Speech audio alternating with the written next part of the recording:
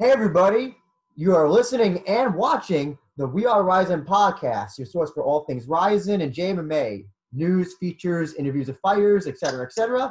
This is your host, Andrew Benjamin, and I'm joined once again by my crazy co-host, Jay Christian Gary from Focus Fights. Hey, y'all. How's everything going? With us, we have a light heavyweight who will be fighting at Deep 95 at New Pier Hall on August 23rd. With us, we have Joshua the Gunner Robison. He is 8'7", 1 no contest, training out of the rodeo-style dojo in Japan. He is originally from the great state of Kansas, but now makes his home now in Yokohama. He takes on Keisuke Nakamura at Deep 95. Mr. Robinson, thank you so much for talking to us today about your fight. We really appreciate it. Yeah, thank you. I'm glad to be here. First question I got to ask is, you're American and you're in Japan. What's the backstory behind that? So, I was in the military before when I came over here, and I started fighting. Maybe it's been like maybe 8 years now. So I got out of the military, and then I decided just to stay here because, like, I love Japan. So I've been fighting. I got out maybe last year, so I stayed here, and then I've been fighting. Just been fighting. That's all I do. Okay. Training. Yeah. What rank were you in the military, if you don't mind me asking? I was a E7, so I was like a chief petty officer in the Navy. Oh, so I was high up. Oh, that's cool. That's cool. And so were you doing fighting while you were in the military as well, or okay? Yeah, it was crazy. Like, a lot of my losses on my record are because, like, I was on a ship, right? And I would be out to sea, and I would pull in on a Friday, and I would fight Sunday. Mm-hmm. So I'd have to, like, cut weight and all that stuff, like, within a day and then fight. Gotcha. Yeah, I was able to see a few of your fights on YouTube. Yeah. And I got to say, one of the things I like about you is that you are what you are. There's no fanciness. I like that. You're blue collar. Yeah. That's the term. You're a blue collar fighter. I like that. So tell us about that. So obviously, when you're in the military, I don't know, are they offering any sort of training? You're just kind of learning on your own? How does that go? Yeah. How does that happen? I just trained on my own. Like, it was hard. Like, a lot of this stuff was hard. It was hard training. But, like, everything, I'd have a few people that I would train with and stuff. But, like, it's hard, especially being, like, in the military and on the ship. There's no room. Like, so I would just do what I could. Well, I mean, it must be hard. Like, if you ask one of your buddies, hey, can I try this chokehold on you and see if it's tight or something? Or but now that you're out of the military, you're with Rodeo Style Dojo.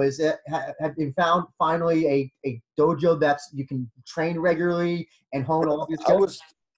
I was still training with them. Like, when I was in port, I was still training with them. But they've been supporting me, like, this whole time. It's like a family now. Yeah. Mm-hmm. So. But ever since, like, I got out and I stayed focused on fighting, like, I've been winning, like, almost all my fights. So. Gotcha. Because I just fought my last fight was against the number one guy, Mizuno. Yeah. And so one of the things I've noticed about the rodeo dojo, it seems to be mainly made up of foreigners. Is that how it is there, or is it kind of like a mix? It's a mix. Like, it's a lot of Japanese. There's a lot of good Japanese fighters there too. But, like, it's so close to the base. Like, most of them, like, the Americans go there for training and stuff like that. I see. Okay. And I know one of your loves is Jiu Jitsu. You really love Jiu Jitsu a lot. What is it about Jiu Jitsu that you love so much? Well, it actually kept me out of trouble because, like, before I had, like, a real anger management problem and stuff like that. So, like, once I started doing jiu-jitsu, it kind of mellowed me out and made me a calmer person. Okay. Was this while in Japan, or was this back in America? Yeah, I started when I was in Florida. I started jiu-jitsu, yeah. Okay. Yeah, it was crazy because I used to do a lot of, like, street fighting, I guess you could say. So, and then, like, I would fight in clubs and stuff before I came to Japan, Yeah, Florida like, not like fighting, but it was like a sanctioned event, but it was inside the club. Oh, okay. Yeah, Florida is Yeah. a big hotbed for street fighting. A lot of the street fighters come from Florida for some reason. I have no idea why. It just Yeah. breeds that type of it just Yeah. breeds that for some reason. Yeah. But were you watching UFC at the time, Pride, or any other promotions? Yeah, I was watching a lot of I was watching like the beginning of UFC because they used to have the tough contest Mm-hmm. like that would go to different states, right? And you would send they'd be just like regular people fighting, and they would just go to the event and fight. And I remember my friend's dad was in one of the events, and like it was just like pulling people off the streets to fight in these events. Mm-hmm. It was called I think the Tough Man contest. Yeah. And like people were going in there off the street and getting fucked up. Christian, do you remember Like, that? The Tough Man contest by any chance? Yeah, I remember when it used to air on FX all the time. Oh, okay. Okay. Christian, I'm going to pass it off to you to ask some questions to Joshua. Okay, Mr. Joshua. Now, when it comes down to how well, first of all, I just want to ask, you're currently in your early 40s now. You're obviously you obviously spent a lot of time in the military, but growing up where you were originally from, yeah. I think it's Kansas, if I'm not mistaken. Where specifically in Kansas were you from again? It was a small town called Belle Plaine. It was like really small. It was like the country. Right. So it basically wasn't like Kansas City or anything else. It was just Nah. like in the middle of the state. Yeah. But basically, growing up in Kansas, in your small town in Kansas, what was it like for you to, gain some type of athletic prowess when you were younger? And did you ever think that you would have a fighting career down the line? No, like when I was younger, the only sport I played really was like football, and like I was small. Like back then, I was like maybe 170 pounds, so I was like really small, like growing up, and I used to get bullied a lot too. And then but like I always stood my ground no matter what. So like now people see me now and they're like, "What the fuck? Like, how did this guy turn in from this to this?" Yeah. So, and then like everybody now is always asking me like saying, because like I think Japan has kept me young though, because like you see a lot of Japanese fighters, they're older and they're still fighting. Like you don't see that many like my age like in the States like still fighting and stuff like that. So I think Japan has kept me long, because I think if I was in the States, I'd probably be like just sitting on a couch potato, not doing nothing. Mm-hmm. And when you think about it, Japan has a history of, American guys going over there and making names for themselves, especially in the world of boxing, if I'm not mistaken. I think one of the most notable currently is Charlie Bellamy or Charlie Volta, who once fought one of the Charlo twins here in the States. But when it comes down to seeing, some of these American soldiers coming over to Japan and having fighting careers, I mean, what do you think crosses your mind about that, as you are a former U.S. soldier? Yeah, I think it's good. Actually, Bellamy is one of my friends. Like we were on the same ship together. Oh wow. Yeah, he's one of my good friends. Yeah. So it's good, especially like, I mean, if people are starting a career out in like this type of stuff, like MMA and stuff like that, it's good to come over to Japan and get the experience. It's good to travel to any country because everybody trains different, Like any place you go, like when I went to Thailand and trained, like those guys are crazy as hell. Like that's the most people you see smoke and drink and fight at the same time. It's crazy. So like different places I've been to training, it's like, it's good to travel outside of the U.S. no matter what. To me, like the U.S. is fucked up anyways,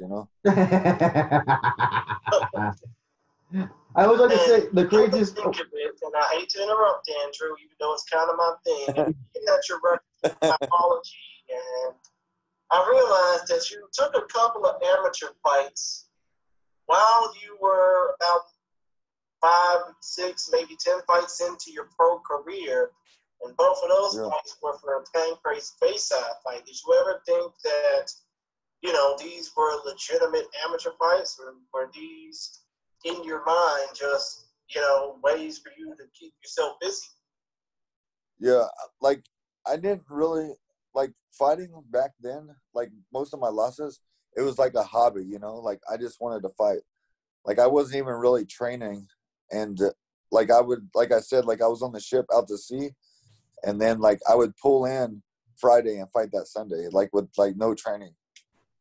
So, like, I just wanted to fight. And, like, some of the fights I took, like, I was injured.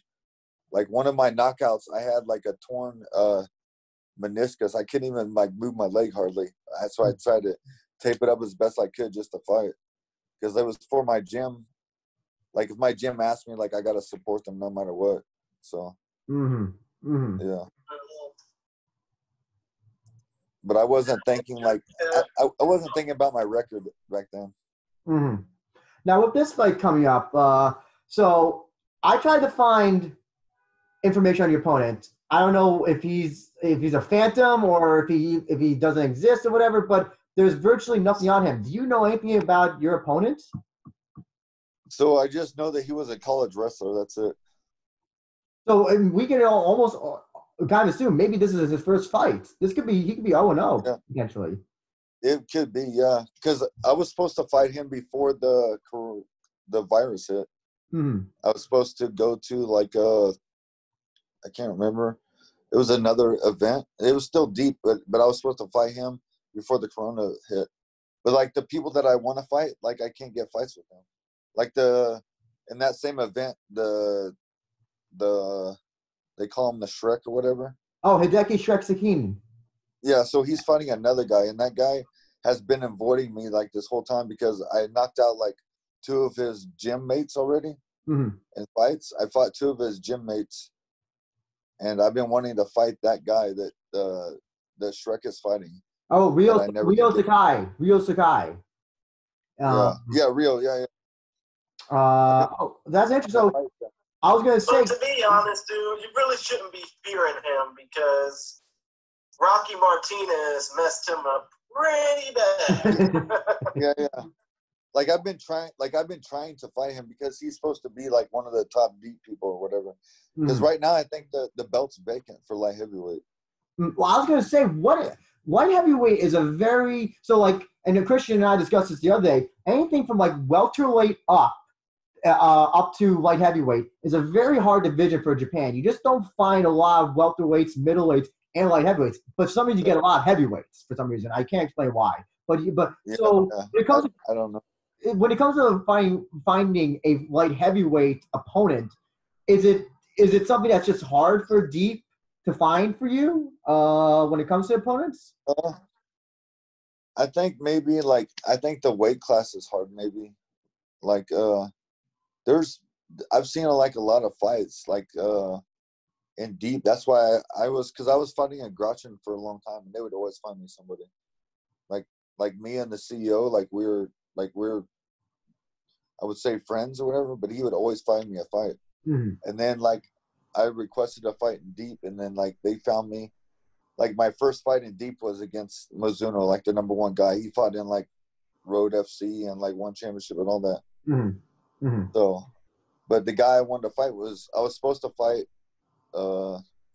like, Rio is one of the guys I want to fight because he's, like, one of the so-called top guys in deep. Like, I want to fight, like, the top people. Like, this guy that I'm fighting next, like, I haven't found anything on him either. I don't know if this is his first fight, but, like, I don't know. Maybe they just need an opponent or they need an opponent for me. So, but I want to fight the top guys. Like, I'm getting too old to be fighting, like, I need to get it in while I can. So is the cut to light heavyweight is it hard for you? Is that a hard weight cut for the most part, or is it? I usually do my weight cut like the same day as the weigh-ins because I can lose like 8 pounds. It takes me like 3 hours to lose 8 pounds. Oh, okay. Yeah. Gotcha. Because I walk around at like maybe almost around 230. Okay. Okay. Yeah. Do you have so it's only like, what's that? Oh no, sorry. Go ahead. Yeah, so it's only like my next fight is at 95 kilos. So I think that's like 211 or something like that. So it's not hard. Yeah. 209 or 211 pounds. Yeah. Do you have a preference for fighting at light heavyweight or heavyweight, open weight? Is there do you have any sort of preference? No, I've fought from welterweight all the way up to heavyweight. So yeah, I saw like your very first fight. You were a very skinny, tall man. Very skinny, tall man. And I was just like, wow, how did this guy become heavyweight? How did this guy become heavyweight later years? So talk about so preparing for an opponent that all you know is that he's a college wrestler. That's all you know. Yeah. How do you prepare for even this is not like you can't even say like, oh, he's a grappler. You can maybe find videos of him or amateur boxing. There's literally nothing on him. How do you prepare for something like that? Do you leave no stone unturned, or you focus on just the wrestling aspect? What do you do? Yeah, I just do I don't really focus on fighters. I just do my own thing. It doesn't matter what they do. As long as I go in there with my game plan and what I'm gonna do, it doesn't matter what they do. Gotcha. So is it business as usual at the gym, basically? Yeah, it's just normal. I'm in there to make things exciting. I'm a good grappler, right? But I just love knockouts are the thing. Yeah. So that's what I'm just gonna try to do. I like to make things exciting, And so I'm actually curious to know, has the COVID-19 pandemic at all, did it ever affect your training or put a stop to it? No, not for a while it did, right? But then I had when the gym closed or whatever, I actually had one of my good friends and trainer, he would come to my house and we would train in my parking lot, stand up. So we'd be out there with masks on, hitting mitts and stuff like that. Yeah. And my neighbors were like, what are these guys doing? They're crazy. And then once he would come once or twice a week, and then it was the kids in my area, the little Japanese kids, they'd be out there watching, and they'd be and they'd be cheering. I'm like, I'm just training. Yeah. And then my Japanese friend was they said they're your fans. I'm like, oh, okay. Do you speak Japanese at all? Hell no. I speak a little bit because I never needed to speak it, right? Because at my gym, they always want me to speak English, right? So they can learn English, right? But when it comes to Japanese, it's not the same. It's I'm gonna teach you, but you're not gonna teach me back. But I got you. You don't really need Japanese. People speak English. You got Google Translate, or you got somebody with you that speaks Japanese and English both. Because anytime I have a problem with anybody, I'll call up my Japanese friend and be like, "Hey, talk to these people." Yeah. And you know what? Speaking of the training camp, when it comes down to who you train alongside, you also train with a guy by the name of John Shores, who also fought in tag race back when they had the ring, not the cage, of course. What's it like training with him and learning from him, knowing that he too is also a fellow military veteran? Yeah, well, he left. He left maybe some years ago. Yeah. He left. Yeah, he left and went back to the States. But we were good friends too. Every time he had a fight, we would do the weight cuts together, the training together, because he was a big guy for his weight class. Yeah, he was cutting so much weight. He was cutting 30 pounds in one day. Yeah. Oh my God. The other day, didn't he weigh in at 185 to cut down to 155 or something? Yeah, he was around there 180. Yeah. I see. Yeah. Yeah. I didn't even know that he's I didn't even know that he wasn't with the rodeo style camp anymore. I'm looking at your record for Tapology. Yeah. Basically, it just says that he was one of the instructors, so I figured I'd ask that. Yeah. He used to be there. But, like, the main guys I train with is Kotani. He fought in the UFC and all that stuff. Oh, okay. How long ago did you UFC? I'm trying to put. It'd been like 1 or 2 years ago. He just fought. I think his last fight was in Russia because he had like a contract, so he went over there and fought in Russia. He was like the Zest champion for like 5 or 6 years. Okay. Yeah, but he's one of my main training partners. Him, and then like the other guy is like the head coach guy. Like he would be an amazing fighter, but he's like he doesn't like to hurt people. He had like one fight and he hurt the guy, and then like after that he was like, I don't want to fight no more. Instead he'll train others to hurt other people, so it's not on his guilty conscience. Yeah, it's crazy. Because he would be like an amazing fighter, like, but he's like, I don't want to hurt anybody. Mm-hmm. Yeah. So with this fight coming up, you win it, knock him out or submit him or whatever, just dominate him for, is it 2 rounds or 3 rounds that this fight's going to be? 2. Yeah, usually it's 3 rounds, but this one's 2 5-minute rounds. What are the any specific rules? Because I know that it seems like different fights have different rules. Like some fights have no elbows, some have no sock kicks. Any specific rules for this fight? No, just like the soccer kicks, they got rid of those because they used to. I think you can kick to the body, but you can't kick to the head. Like used to you could like soccer kick somebody in the head, but like you could kill somebody, especially our weight class. Like you could kill somebody kicking them in the head. Mm-hmm, mm-hmm. But like elbows, all the same thing as like elbows are legal. You just know like down elbows. Yeah. Yeah. So you win this. You win this fight. You knock him out, submit him, or whatever. What will be next? You're gonna go to the deep brass and be like, I want to, depending on what happens with Sakai and Sakine, do you want to be the winner of that match, or is there somebody else that you have in mind that you would like to fight if you can't fight Sakai or maybe Sakine? Yeah, I mean, I don't know who else there is to fight. Like, I've seen some of the other opponents, like the last guy that fought. I can't remember the guy's name. The big Japanese guy with like he had like the designs in his hair and stuff. He was in the last deep fight that I fought. But like he's well known too, but he's like a heavyweight, but like he shouldn't be a problem for me. But Rio's like the biggest one because I've been wanting him to fight him for like 3 years, almost 3 years now. Yeah. Is it his people saying no, or is it Deep saying no? I don't know. I don't get into that stuff. I just tell my gym like, hey, I want to fight because they were supposed to fight. He was supposed to fight in Rizin, a kickboxing match. Rio was right, and like they contacted me and said like, if one of those opponents get hurt, then like I'm gonna fight for like whoever's place want him to get hurt. So, but I've been wanting to fight Rio for a while. Just because, like, he's supposed to be the top guy, like one of the top 3 or whatever.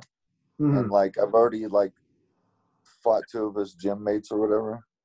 And I won them both them, so I don't know what it is.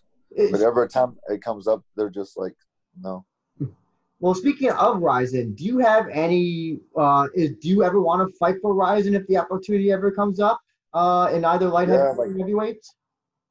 I'm down to fight anytime, anywhere. It doesn't matter. Yeah. So my gym, like I tell them, I'm always like the backup for everything. It seems like if this person gets hurt, like, hey, they're going to call you. So, but like, yeah, I was fighting Rizin. Like I fight like, how do I say? It's like a hobby for me. Like, something I love doing. It isn't for the money, it isn't none of that stuff. I just like being around people, meet new people. And like the thing about Japan is different than the States. Like you see like all the media stuff, like people like they don't like each other and all this stuff. But in Japan, like you can fight somebody and like mess them up. And then like after it's over with, like you guys are friends. Like, hey, add me on Facebook. Yeah. So, yeah. That's funny. That's funny. But do you, Yeah. have you ever been in a fight where all of your fights have been in Japan? Is that correct? All of your pro fights, right? Have there ever been a time where your opponent was trash talking you?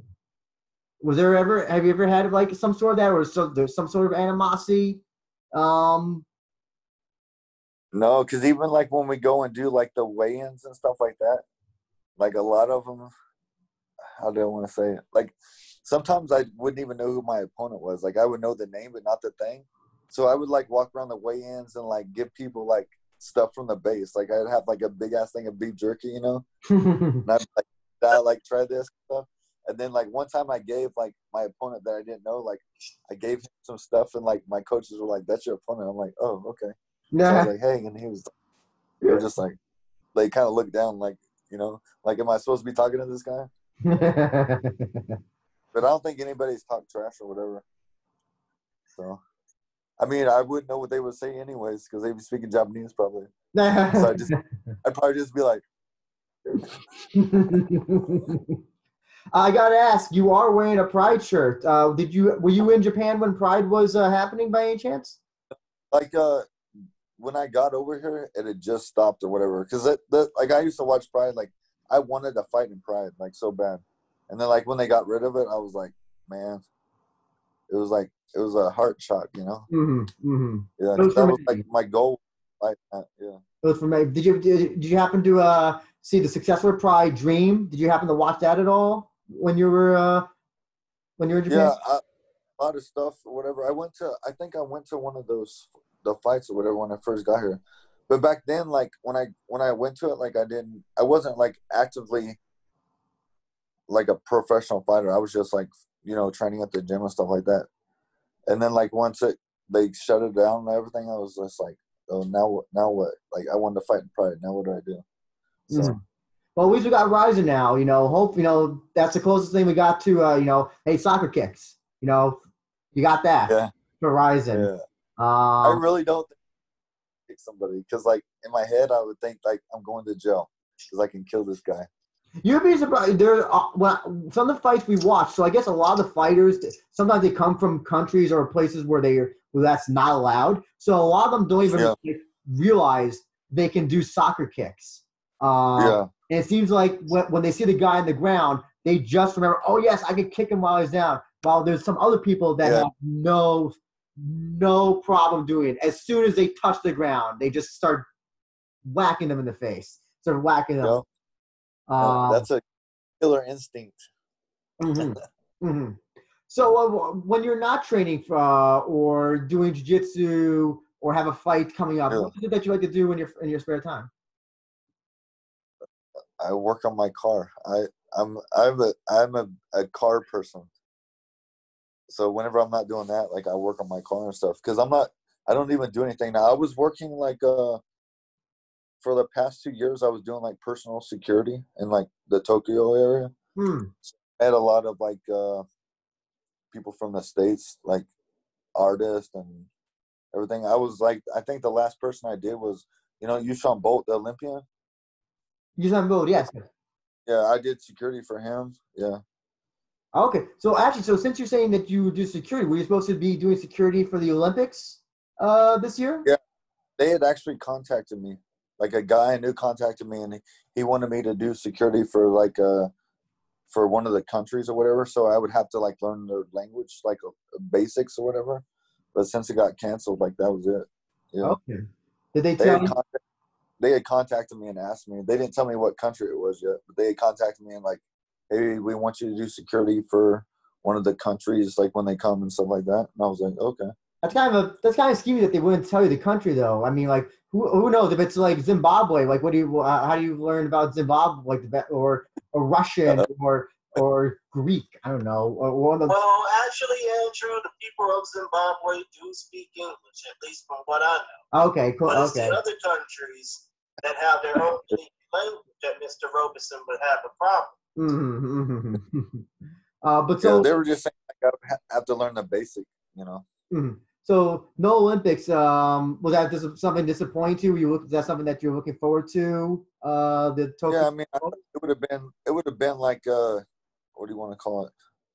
it would have been like just, you know, something new, like just to be there and stuff like that to see what goes on. Yeah, it would have been nice. But I mean, it's still going to be here, so we'll see what happens. Oh, yes. Hopefully next year. Hopefully that works out next year. But, you know, with one door that closes, another one opens, you know, you got this fight in Deep now that's coming up. What does your family think about this, that you're fighting? Do they support you? Is your wife like, Yeah. I don't want my husband's face to be potentially broken or anything? Everybody supports me. Like, my son is always saying, like, he always, like, tells me I'm the champion and stuff like that. So, yeah. And, like, he always watches, like, my old, like, I just caught him the other day. He was on, like, YouTube, right? Like, he's only 6 years old, but he was on YouTube, like, watching my fights and stuff like that. When I went into the room, I was like, But I've been taking him also, so I'm hopefully I can build him up to be something great, you know. Oh, that'd be great. I think that martial arts should be taught to kids. I think it would help them a lot. I think there's a lot more positive that comes with it. Yes. So just curious though, I know that how long have you been living in Japan now, exactly? Almost 12 years now. Have you ever thought about coming back to the States ever, or you just stay in Japan till the day that you pass? So the thing is, right, I was thinking before the virus hit, right, like I was thinking like, yeah, maybe I'll go back to the States for, you know, for a little bit. But then like after the virus hit and like I seen what's going on there and like with all the racial stuff that's going on, like I'm like, the States is it's a fucked up place. Like you can't even follow rules. It's not that hard to wear a mask so you don't die, you know? And like all these guys are out there on the beaches partying and stuff like that. Yeah. So I was like, maybe, like in my head, I was like, yeah, I want to go back. And then after I seen that, I'm like, nah, I'm good. But you still have time. I hate to interrupt again, Andrew, kind of my thing. I think it's hard these days as an American living abroad to even see your country. See images and video from your home country on foreign television and think, I think it would be best for me to just lay low here because things are really screwed up. Yeah, like it's crazy. And my kids are biracial too. So like my kids like are black and white, right? So like they don't know like what the States is like, you know? Like my son could go there and not understand like why are these people acting like this? Because he's used to like the Japanese culture, you know, where they're not like that. So that's my biggest thought. Like, and just seeing that stuff, like it's hard to have to explain to them like this is the country like we're from, and this is what's going on. So to be honest, it's sad that it's like this in this particular side of the world, but at least it ain't going into full-blown civil war level, you know? Yeah. It's close, though. So as somebody who's been living in Japan for such a long time, what would you recommend for somebody who's like visiting for Japan for the first time? What would you tell them that they either have to see or do? Like, what would you, I don't know, 3 things that they must see or do that you would recommend? There's so much. Like the area I live, like I live by the beach, right? And like there's so much stuff here, like just the agriculture, like the farming and stuff is amazing. And then you have to go to like Kamakura and all them places. Tokyo, of course, everybody's going to go to Tokyo. Yeah. But they got rid of the go-karting now, so now I'm upset. Oh, the Super Mario go-karting you're talking about? Yeah. They said it's done with, yeah. Oh, last time I was there, I saw them going through the Shinjuku right near the train station. I just saw it on the web. Like they said that there's going to be no more. Is that coronavirus related, or is it just like we're just not doing it anymore because? I don't know. I don't think it's coronavirus. I think they just may not be doing it. Oh, I'm so disappointed. Because I saw like a lot of comments like that's one of the main things I wanted to do. Yeah, because that's fun, you know. But definitely like Tokyo, like there's so many. I went to where'd I went to? Kyoto. There's a lot of nice stuff there too. Like a lot of, there's a lot of history there. Mm-hmm. Like I took a picture when I went there. I took a picture of one of the castles and all that stuff or whatever, and I actually got it tattooed on my back. Oh, yeah. It was so amazing, yeah. Mm-hmm. Mm-hmm. Yeah. But definitely that. You got to go to Kyoto, like Tokyo. Like the Kamakura like area here, there's so many temples, and then they got the big Buddha. Yeah. Oh, yes, the really tall one, right? Yeah. Yeah, you can go inside of it and stuff, yeah. Yes, yeah. That's is that Nara? Is that the Nara area? I thought it was, well, the one I went to was in the Kamakura area. Because when I went to Nara, there was a statue. There was a big Buddha statue there. Maybe there's another one. Yeah, there might be another one. Yeah. Actually, speaking of tattoos, thank you for bringing that up. I was going to ask, your tattoos, the one on your back and the one on your front that says "Fearless." So you covered the first one, second one, "Fearless" on your front. When did you get that, and what's it represent? So it's just like I got it a while back when I went to California. I got it there, and I actually trained at a gym there or whatever. But like fearless is like you should never fear. Like, not saying I'm not scared of stuff, but like I'm not feared of any man. Like I have no fear of any man because everybody is human. So I shouldn't fear like another person. So that's why like I just like have no fear about. Not saying like anything in life, but like when it comes to like human, like I have no fear. Like every man is a man, I should never fear another man. Has there ever been an issue going to places, I don't know, like a sauna in Japan, like just because it's I gotta ask, has that ever been it? Do they Yes, always. You have to warm yourself up? Yeah, actually you have to pay money. So I went to a weigh-in and I missed weight by like half a pound, right? So I had to lose it. So no, I think it was a pound. So I was like running up and down the street and all that stuff, and it still wasn't coming off. So I told them, like my trainer's like, I need to find a sauna just so I can get in real fast and cut it because they give you a time limit. So we went to like those bathing houses, right? And so I tried to go in, and they were like, hell no. And then like finally, I think we had to pay them like extra money to go in there. So everybody's butt ass naked when I go in there. I'm like, okay, what do I do? So when I go in there, right, everybody's just staring at me, right? And like the guy that let me in, he had to go to every person in there and like apologize to them for letting me in. Yeah. It was crazy.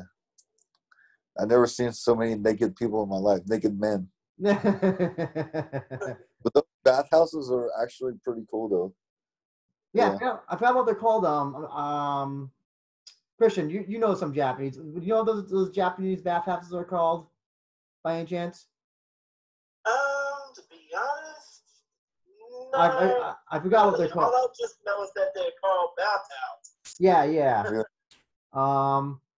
So how many more years do you see yourself fighting professionally? Probably until I leave Japan. Like I don't know. Like I'm in actually good shape right now. Like I've had a lot of stuff in the past. My younger years were actually worse. I've had like 4 knee surgeries. Like I had ACL. I tore my ACL playing football, like American football, like maybe a year ago. So, but like now I'm like in the best shape that I've been in for a long time. Okay. How long was the recovery for that ACL?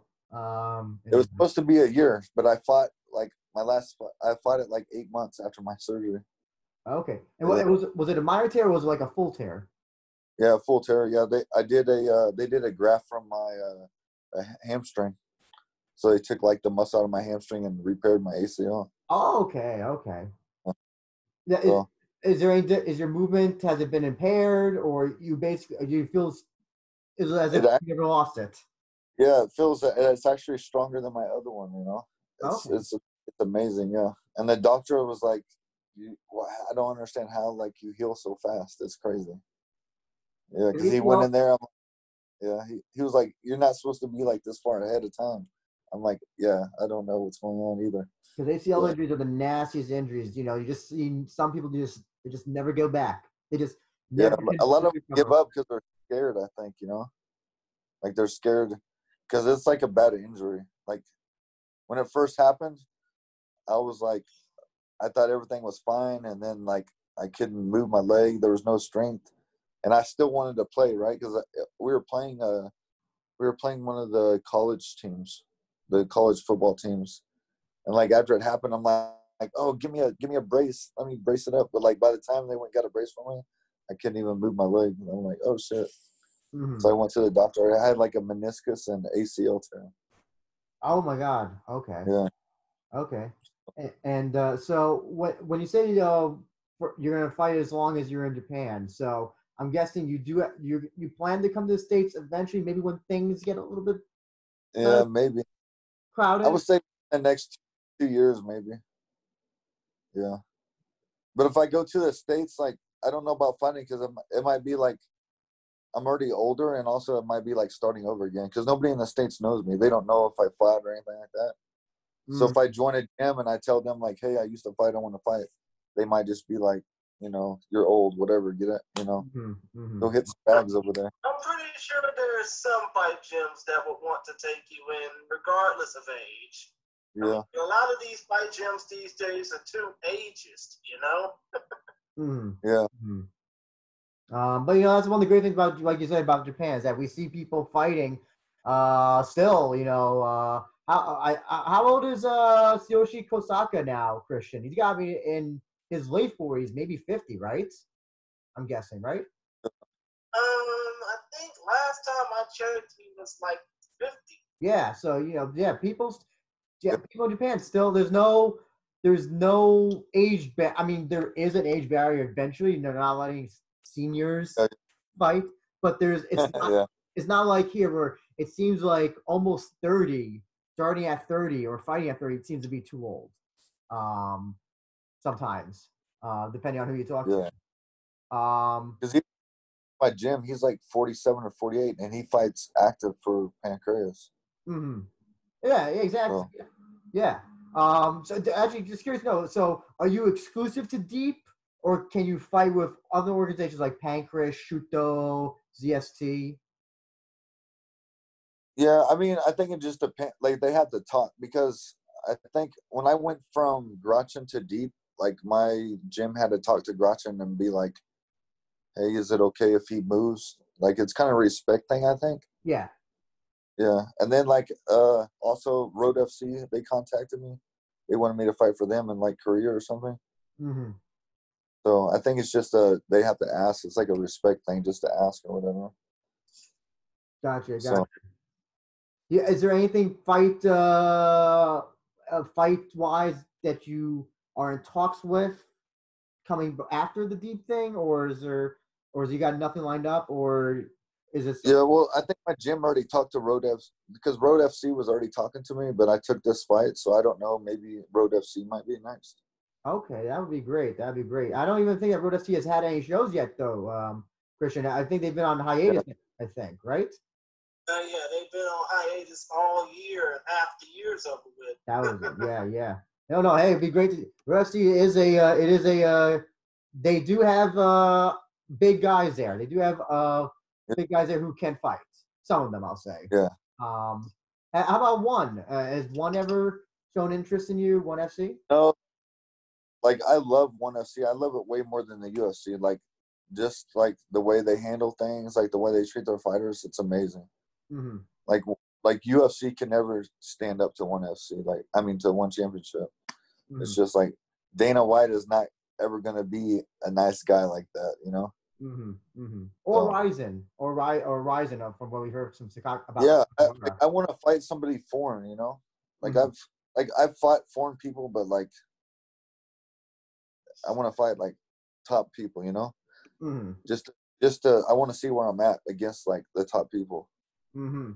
It'd be a good fight to make for Rizin, Christian. I think Roque Martinez versus Josh Robison. Would you take that fight?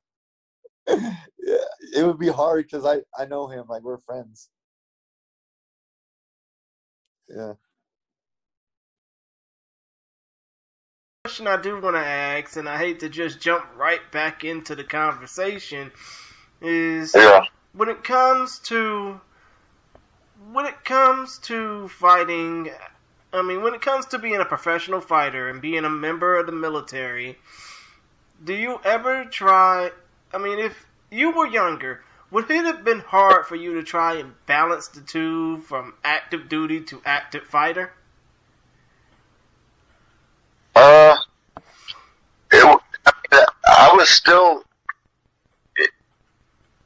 I was still active in fighting, but it was hard, yeah, because maybe if it was a different military, like other than the Navy, it would have been easier. But like when you're in the Navy, like you go out to sea for like months. So and the only time you'll be able to see dry land is when you're invading somebody, huh? Yeah, or like whenever we pull in. So like most of my training was done at like the most I had was like a treadmill. That was it. Understood. And when it comes down to the upcoming fight for Deep, I know Andrew already asked if you wanted to take up fights in other organizations, but let's just say if you end up calling it a career after this, if you lose, would you see yourself continuing to train other people at rodeo style, or would you just go ahead, throw the gloves on the shelf, and call it a day? No, I'm never gonna stop training because like it's a health benefit. So, I mean, it keeps you active. So I would never stop training. And I know people like that are 80 something, like still doing jiu-jitsu and stuff. So. Right. I mean, I can understand that, especially considering the fact that, you know, there are still people who are doing professional MMA. Yeah, actually, no, there are people who are actually taking up fighting now in their more prime years, in their 40s, 50s, and 60s than they would when they were a little bit younger, you know? Yeah.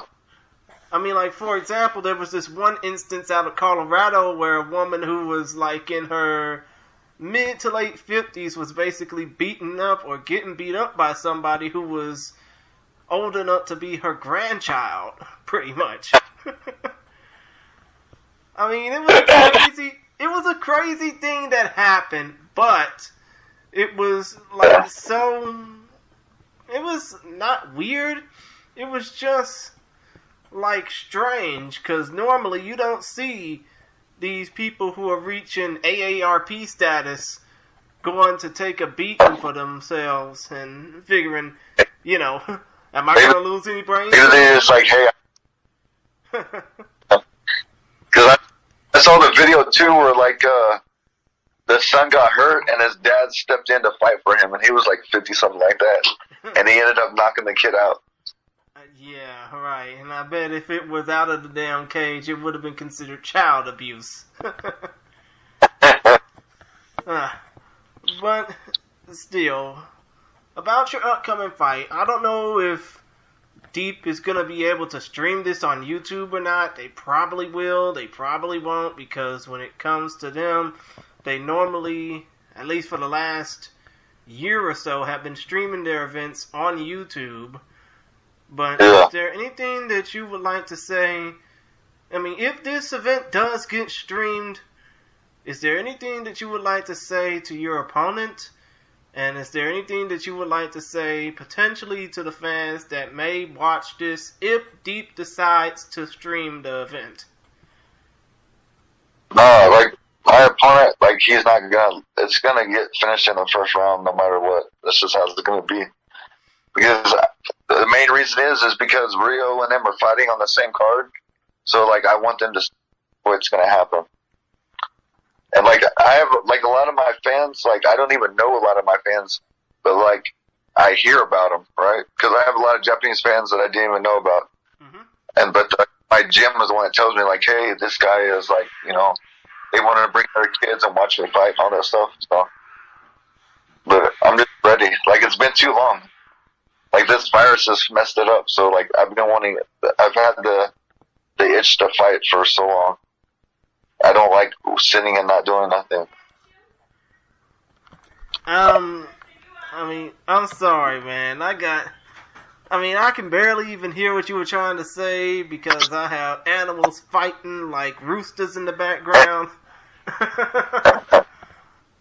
I mean, it's not easy being in a house where there's like 6 or 7 cats.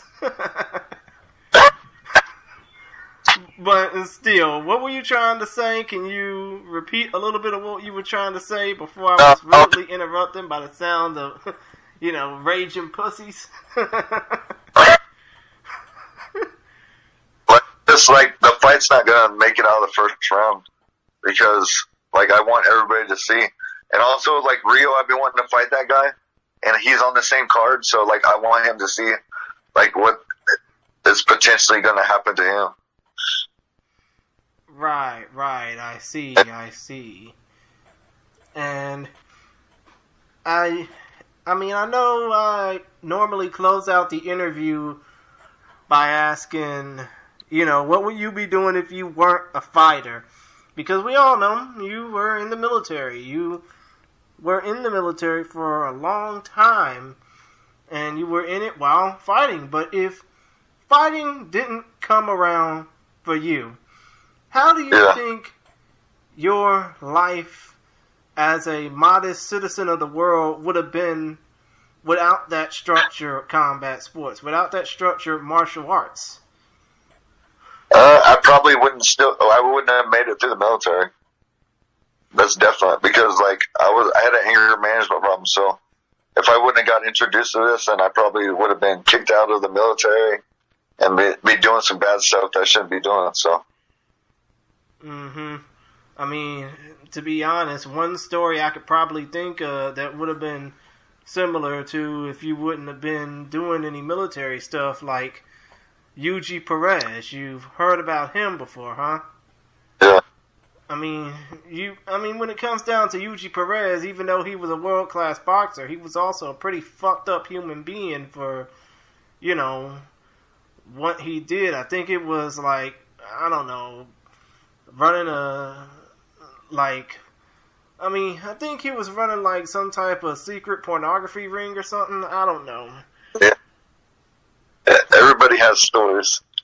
Yeah, but all I know is the dude's been locked up because of that for a while now. And, it's crazy when it comes down to stories like that because you have a prominent fighting career. Why would you fuck that up when it comes down to that? When it comes down to all the fame and fortune you could be getting from that and just, doing some shady shit behind the scenes that nobody wants to hear about. Yeah. I wouldn't risk. Yeah. Understood. But one more thing before I go, and I know Andrew normally asks you this. Aside from he's hating life. Huh? Bad. He looks so sad because he can't talk. Yeah, it does suck. He's actually trying his best not to mime right now, even though he is an actor. But is there any social media plugs that you would like to give out? Any plugs that you would like to give to sponsors or your fight gym? And is there any message that you would like to say to those who are stationed abroad, those who are in the military trying to, live out their dreams as either a fighter or a regular citizen of this world? Yeah, I mean, so I actually have a new sponsor from the States. He did clothing brand now, and now he's turning it to sports side. Mm-hmm. And so it's called The Athlete. His name is Ronell West. I think he's from South Carolina. Mm-hmm. But he's actually a relative of one of my good friends. And he went back to the States and he was like, hey, like, my cousin's gonna go from, like, brand clothing to the athlete side to start making stuff. So he's my new sponsor from the States. And, like, in the military, like, it's hard by itself just being in the military, but, like, they need to take something up to get their mind off things. Even if they don't want to be a fighter, they can still, like, take up, martial arts and stuff like that. So, because in a way, it would be better, a lot better for members of the military to take up fighting rather than just, just drinking. Yeah, drinking, smoking, basically sending themselves down a shocking whirlwind, so to speak. Yeah. As right now, Andrew is saying, I don't know what the hell he's saying. I said, can't we? Shit. Can we? You gotta move side to side. Yeah. Okay.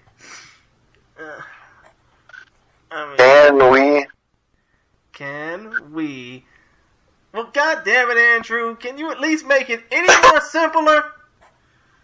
And I'm sorry for, getting into an outrage like that. I'm normally not like this when it comes down to interviews. Can we watch Deep? Where can we watch Deep? Oh, fuck! Right, my bad. You can watch the Deep fight card on their official YouTube channel, if I'm not mistaken. It's gonna be airing. When are you gonna be fighting again, might I add? I'm sorry, this interview just gone completely off the rails. The 23rd. The 23rd of August. Okay, so August 23rd, Mr. Robison will be fighting on the upcoming Deep Fighting Championship fight card, Deep 95th Impact, and that will be taking place from Kurikan Hall, right? It's a new place. Oh. It's like some stadium or something like that. Is it Ariake Stadium or something? No, they closed Ariake. Damn, right. There it is, right there. What's it say? New Pier. Oh, New Pier Amphitheater in Tokyo. You can watch it live and exclusively on the Deep 2001 YouTube channel. Just search for Deep Fighting Championships and you'll be able to find it there. And for more information, you can also check out their Facebook account, facebook.com/Deep Fighting Championships, or you can follow them on Twitter at, I think, Deep 2001. Damn, I'm sorry. This interview's just gone completely off the rails. We're normally not like this, but still, it's been fun talking with you, Mr. Robison. We hope that we done our best to try and get everything situated. And by the way, the official handle for Deep Fighting Championships is @Deep_official on Twitter. But other than that, man, as Andrew's just drawn into the ether. So, where can I see this at? Where can I see this at? Oh, I think it's gonna be, it's like I said, I think it's gonna be on their YouTube channel. But I'm talking about like our interview. Are you gonna be on your podcast? Oh, yeah. My apologies. We're available on SoundCloud, Stitcher, Apple Podcast, and YouTube. Just search We Are Rizin Podcast.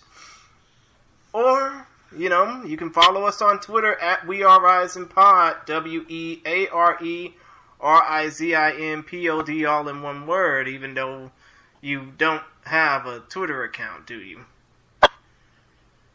No. Understood. But other than that, you can listen to us through those platforms, YouTube, Stitcher, SoundCloud, and Apple Podcast. But other than that, it's been fun talking with you, Mr. Robison. It's been fun interacting with you despite all the screw-ups on our end, and we hope that you do well on August the 23rd. And we hope you enjoy... and we hope you have the best of luck in your future fights. Alright, thank you. Alright, no problem. Talk to you sometime later, sir. All right, see you.